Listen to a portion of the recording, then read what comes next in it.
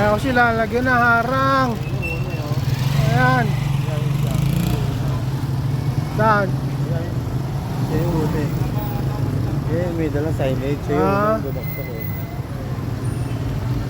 Wala sa ayos ang gawa. Sino ba nangongontrata dyan? Walang tali yan.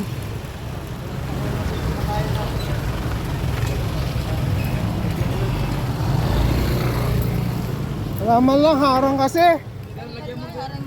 Wala. May walang tali eh, oh.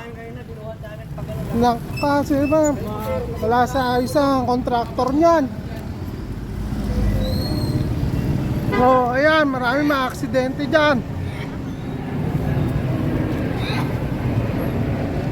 Tractor yan, ano yan? Nasa lupa. Mas kanina kami bumagsak. Wala sa ayos ng nagagawa eh. Pang-una ka na, boss? Actually, before nga daw ako, meron na din eh. Oo, ayun, marami na. Dapat ay na-actionan yan ng munisipyo. Oo, yun ang uli ko, di ba? Uli ko yun eh, nakita ko nga. Pinalita ko siyang naman. May linya dyan na ano. Yun, bumagsak Wala lang siya. naman, Isang tali, puno, oh. Pero nayangat niya. Wala mo kahit anong bakas na tali, wala eh.